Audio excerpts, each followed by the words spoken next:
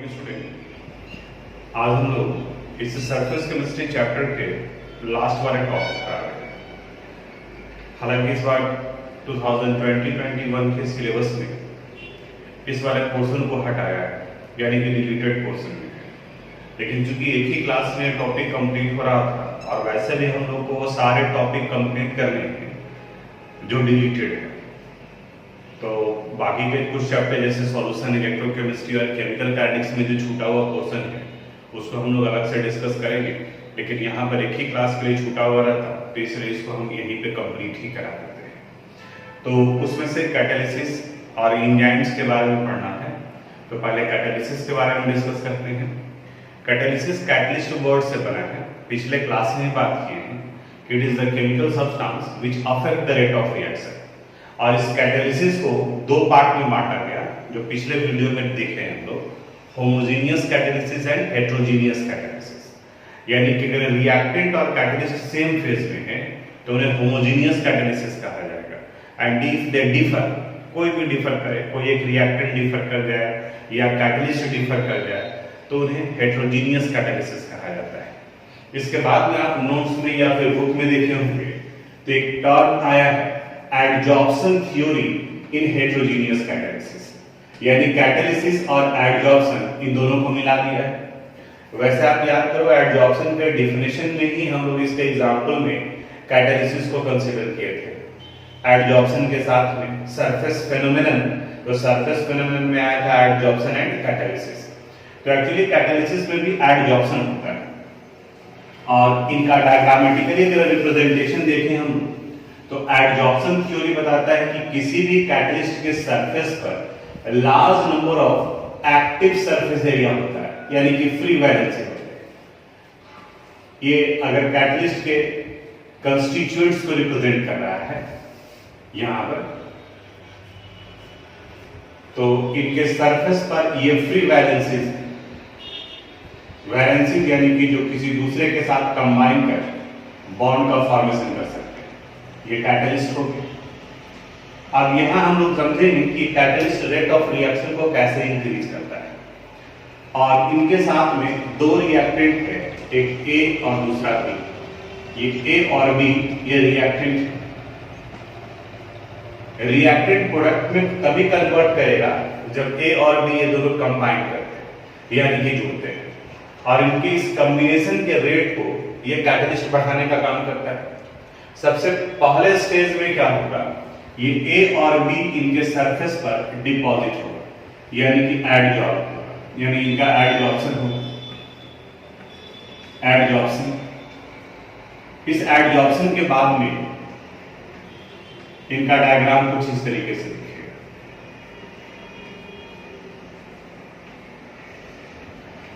यहां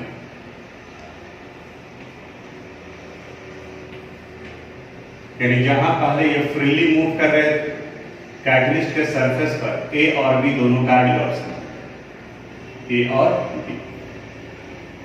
अब जैसे ही ए भी वहीं पर आए और बी भी वहीं पर आए, तो एक ही सरफेस पर जब ए और बी दोनों का डिपोजिशन हुआ, तब ए और बी के बीच के इंटरैक्शन का चांसेस इंक्रीज करेगा अपने एफिनिटी के अनुसार से।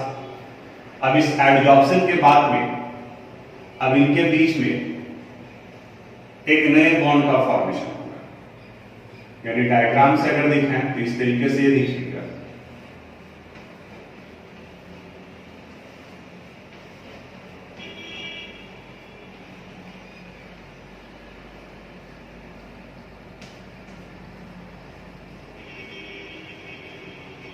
यहां ये ए था, यहां ये बी।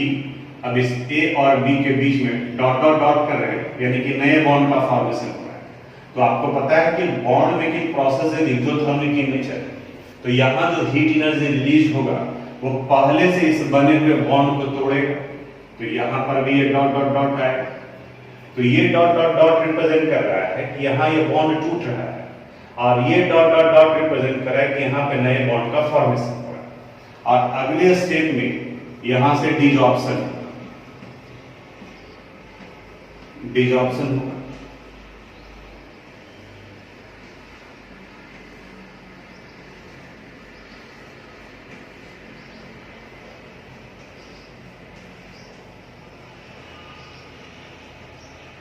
ये फ्री O2 कैटलिस्ट उसी तरह से, और इनके सरफेस को छोड़कर अब A और B अलग हो गए, यानी A और B यहाँ ये कन्वर्ट कर गया किस पार्ट में, प्रोडक्ट में, ये डिसऑर्प्शन की वजह से।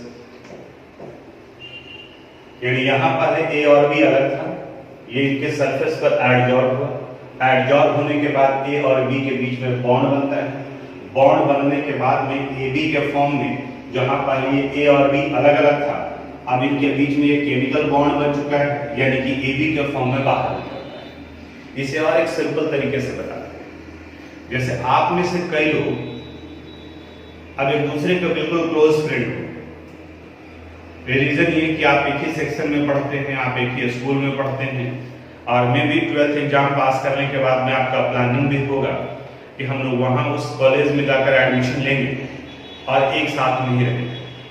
यानी कि मिले कैसे, आप इमेजिन करो, मिले चूंकि आप स्कूल में एक ही जगह पे पढ़ रहे हैं, तो वो स्कूल एक कैटलिस्ट के रूप में काम किया, क्योंकि ऐसे सड़क पर कोई घूम रहा है और वहां अचानक बॉन्ड का फॉर्मेशन नहीं होगा, उसके लिए एक साथ में मिलना जरूरी है, कोई एक प्लेस पर जुड़ना जरूरी है, और वो प्लेस प्रोवाइड करने का काम कर रहा है कैटलिस्ट। आप स्कूल में हर दिन मिल रहे हैं, आप एक दूसरे के फीलिंग को समझ रहे हैं, आपको लग रहा है कि हम लोग फिर साथ में एक साथ में रह सकते हैं, कैरियर का शुरुआत कर सकते हैं। तो जैसे ही आप जुड़े यहाँ पर, जुड़ने के बाद में फिर स्कूल तो आपका नेक्स्ट ईयर से खत्म हो जाएगा, यानी कि फिर वही जगह खाली बचा हुआ रह जाएगा, दूसरे रिएक्टेंट उनके सरफेस पर डिपॉजिट होंगे, उनके बीच में फ्रेंडशिप होगा, फिर वो फ्रेंडशिप आगे जाएगा, मे भी बुढ़ापे तक में वो साथ में रहे। ठीक उसी तरह से रिएक्टेंट जो फ्रीली थे, जहां इनके जुड़ने का चांस कम था, रेट कम था, अब कैटलिस्ट के आने की वजह से दोनों एक ही सरफेस पर एडजॉर्ब हो रहे हैं, तो इनके बीच का चांस बढ़ेगा, तो इस वजह से इनके बीच का रेट ऑफ रिएक्शन जो है वो इंक्रीज कर जाता है। इसके बाद में ये था एडजॉर्प्शन थ्योरी इन हेटेरोजेनियस कैटलिसिस। इसके बाद है activity and selectivity of a catalyst. अगर आप क्वेश्चन बैंक देखोगे, पीडीएस सेल का पूछा हुआ क्वेश्चन, तो बिल्कुल very short answer type question पूछता है, यानी कि 1 मार्क्स का क्वेश्चन पूछता है, और मेरे हिसाब से आपका प्रिपरेशन भी उसी अनुसार से होना चाहिए।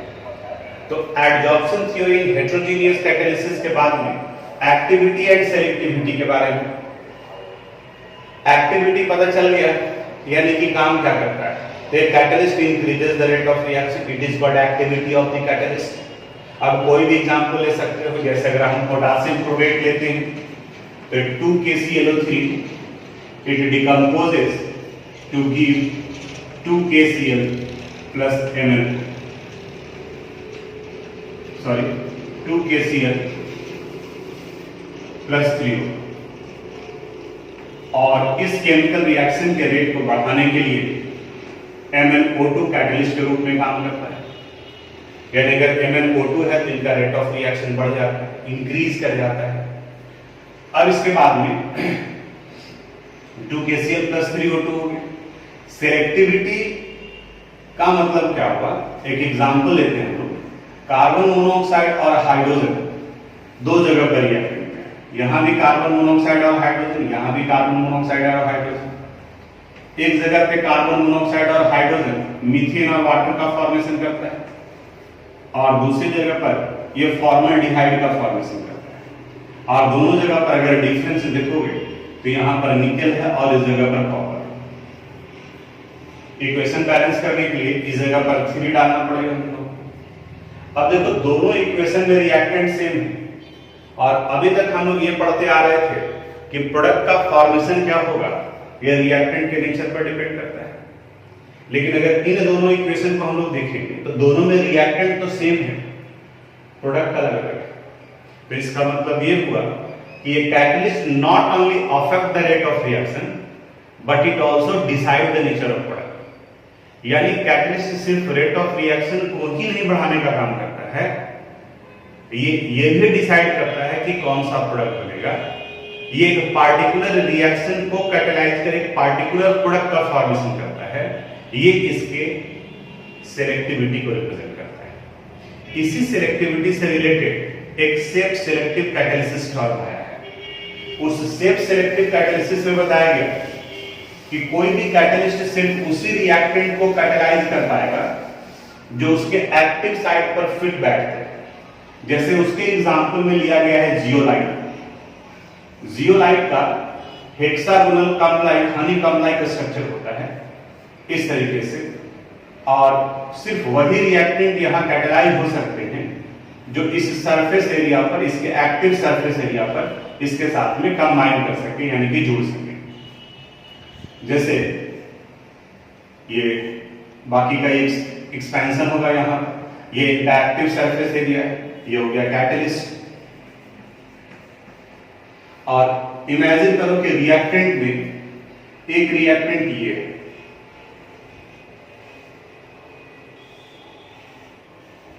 ये हो गया A1, दूसरा है, सिर्फ A रखते हैं, ये B है,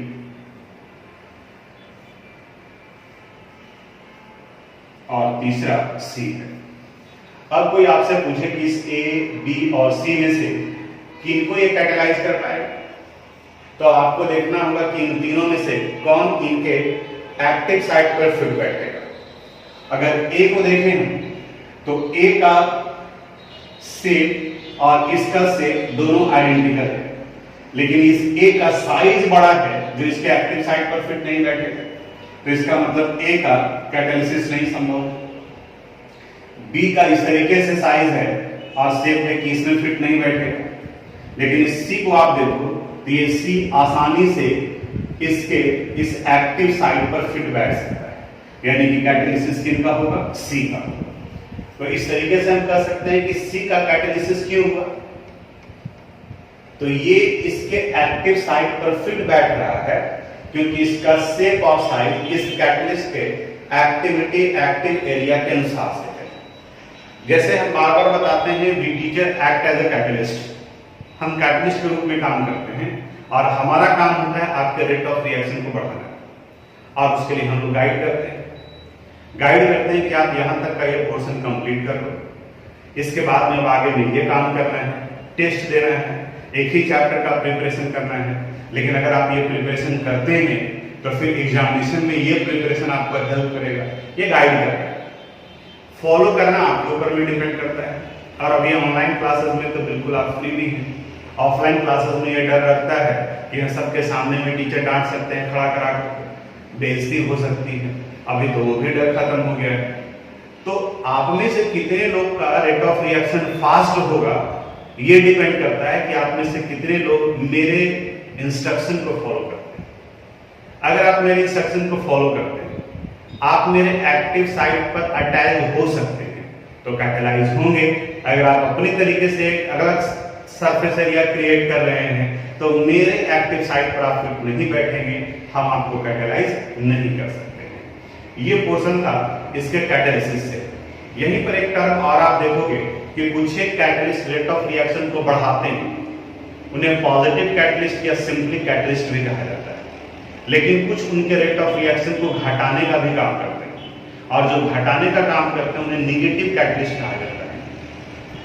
अब पॉजिटिव कैटलिस्ट और निगेटिव कैटलिस्ट सबका अलग अलग यूज होता है। जैसे किसी रेट ऑफ रिएक्शन को अगर कम करना है तो वहां निगेटिव कैटलिस्ट यूज करते हैं, और कैटलिस्ट के इफिशिएंसी को भी आगे बढ़ाने और घटाने का काम भी कुछ केमिकल सब्सटेंस करते हैं। जैसे जो कैटलिस्ट के इफिशिएंसी को बढ़ाता है उसे प्रोमोटर कहा जाता है, तो प्रोमोटर कैटलिस्ट को बढ़ा रहा है और पॉइजन उनके रेट ऑफ रिएक्शन को घटाने का काम करता है। जैसे हम आपको आपकी इफिशिएंसी को बढ़ाने का काम करते हैं तो we teacher act as a catalyst. अब वो सारी एक्टिविटी जो हमारी इफिशिएंसी को बढ़ाता है वो प्रोमोटर होता है। जैसे आपका परफॉर्मेंस, आप किस तरीके से परफॉर्म करते हैं टेस्ट में, एग्जाम में, आपका ये एक्टिविटी हमारे लिए प्रोमोटर के रूप में काम करता है। हम आपको इंस्ट्रक्शन देते हैं, आप इसको टाइम पे करो, ये कंप्लीट करो, और आप नहीं करते हैं तो आपका ये एक्टिविटी हमारे लिए पॉइजन के रूप में काम करता है। तो हम समझते हैं कि कैटलिस्ट से रिलेटेड जो पार्ट है वो आपको समझ में आ गया होगा। इसको थोड़ा सा आप अपनी तरफ से हम लोग एंजाइम्स के बारे में बात करते हैं। एंजाइम्स को बायोलॉजिकल कैटलिस्ट कहा जाता है, यानी कि एंजाइम भी एक कैटलिस्ट ही है, लेकिन ये बायोकेमिकल रिएक्शन को कैटेलाइज करता है। ये लिविंग ऑर्गेनिज्म के बॉडी के अंदर का एक कैटलिस्ट है। ये हाईली इफिशिएंट नेचर का होता है। इसका कैरेक्टरिस्टिक्स में है हाईली इफिशिएंट, यानी कि कुछ एंजाइम्स के बारे में बताया जाता है कि रेट ऑफ रिएक्शन को 10 to the power 30 टाइम्स तक बढ़ा देते हैं। यानी कि आप इमेजिन कर सकते हो कि अगर ये कैटलिस्ट नहीं हो तो रिएक्शन हमारे बॉडी में तो कंप्लीट ही नहीं होगा। It is highly specific in nature. Specific in nature कहने का मतलब हुआ कि एक पार्टिकुलर एंजाइम सिर्फ एक पार्टिकुलर बायोकेमिकल रिएक्शन को कैटेलाइज करेगा। जैसे अगर हम लोग फूड लेते हैं तो फूड का डाइजेशन यहीं से स्लाइवा मिक्स होता है, उसके बाद फिर अंदर की तरफ में जाता है। स्लाइवा में भी बहुत तरह के एंजाइम होते हैं, जैसे टाइलिन होता है। ये टाइलिन जो है वो कार्बोहाइड्रेट को सुक्रोज में कन्वर्ट करता है, ग्लूकोज फ्रूक्टोज में, यहीं से ब्रेकअप शुरू हो जाता है। तब आप इमेजिन करो कि ये स्लाइवा यहीं बन रहा है, ये सिर्फ इसी को डाइजेस्ट करके ब्रेक करने का काम करेगा। इसके अंदर में बाकी का वो पार्ट जाता है तो वहां पर वो मिक्स नहीं करेगा।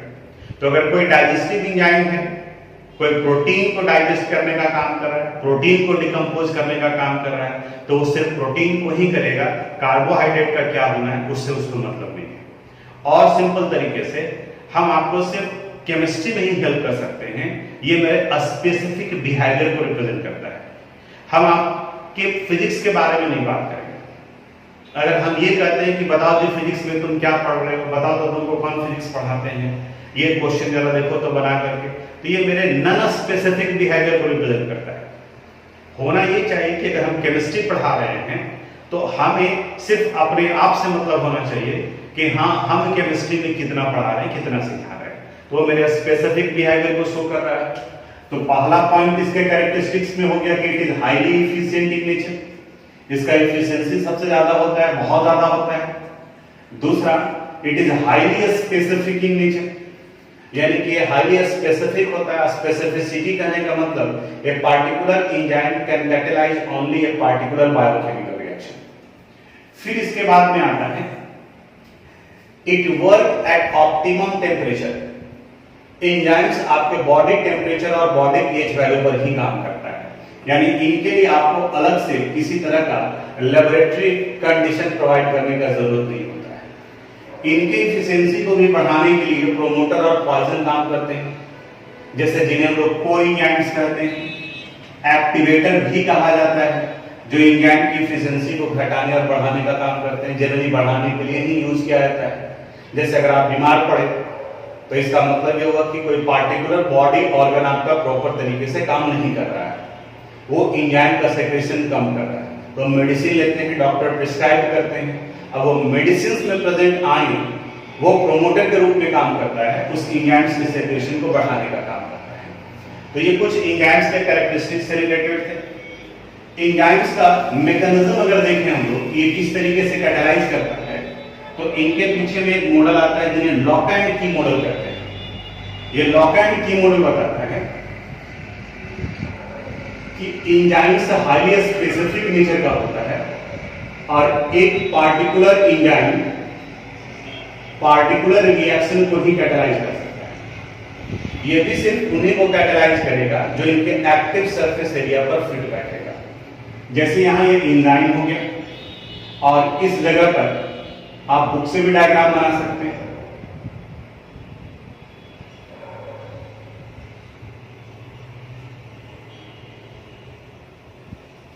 ये सबस्ट्रेट हो गया। सबस्ट्रेट रिएक्टेंट को कहा जाता है जो इनके साथ में कंबाइन होता है। ये एंजाइम और ये सबस्ट्रेट आप देख रहे हो कि ये बिल्कुल एक दूसरे के ऊपर में फिट बैठ सकते हैं। ये कंबाइन करते हैं और कंबाइन करने के बाद में ये एंजाइम सबस्ट्रेट कॉम्प्लेक्स का फॉर्मेशन करता है।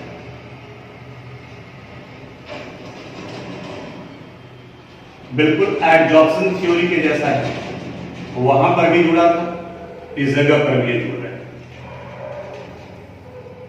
ये एंजाइम है और ये सबस्ट्रेट, एंजाइम सबस्ट्रेट कॉम्प्लेक्स का फॉर्मेशन है।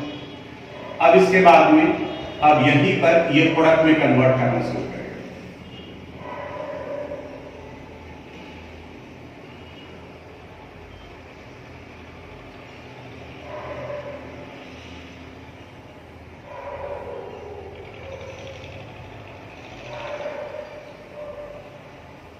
एक को हम लोग सपोज यहाँ से ब्रेक कर रहा है, सपोज ये P1 हो गया और ये P2 हो गया। इन्हें इंजाइम प्रोडक्ट एसोसिएशन कहा जाता है। इसे हम लोग इंजाइम सबस्ट्रेट कॉम्प्लेक्स कहते हैं। इंजाइम सबस्ट्रेट कॉम्प्लेक्स अगर दिख नहीं रहा होगा तो बोल रहे हैं वो सुन तो रहे हैं आप, उससे आप लिखिएगा इंजाइम सबस्ट्रेट कॉम्प्लेक्स, और ये नीचे में जो पार्ट आया इसे इंजाइम प्रोडक्ट एसोसिएशन कहा जाता है। इंजाइम प्रोडक्ट एसोसिएशन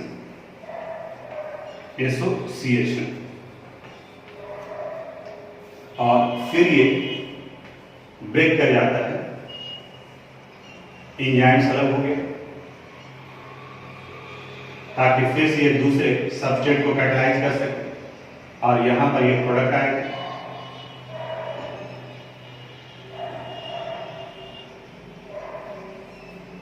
ये P1 हो गया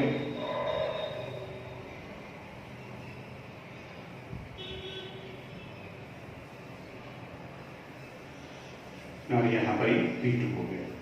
इसी में आप बुक में देखेंगे तो फर्स्ट स्टेप में लिखा हुआ है enzyme plus substrate, it give enzyme substrate complex, and in second step enzyme substrate complex first converted into enzyme product association and then it give enzyme plus product। तो ये किस तरीके का स्टेटमेंट देता है? अगर ये कहता है कि how many steps it completed, then it completed in 2 steps। First step में एंजाइम और सबस्ट्रेट कंबाइन करते हैं और सेकंड स्टेप में एंजाइम सबस्ट्रेट एंजाइम और प्रोडक्ट के फॉर्म में वो बाहर निकलते हैं। ये एंजाइम से रिलेटेड हो। इसी में एक और बुक पढ़ेंगे तो ये इनके रिजिडिटी को रिप्रेजेंट करता है और एक है इंड्यूस्ड फिट मॉडल, वो बताता है वो एंजाइम्स के फ्लेक्सिबिलिटी को रिप्रेजेंट करता है। वो बताता है कि जिस तरीके से आप ग्लव्स को अपने हाथ में पहन लेते हैं और बिल्कुल वही ग्लव्स कोई दूसरा को दिया गया तो उसके हाथ में भी वो फिट हो जाता है, यानी कि वो इस वजह इसलिए फिट हो जाता है क्योंकि वो इलास्टिक नेचर का बना हुआ है हैंड ग्लव्स।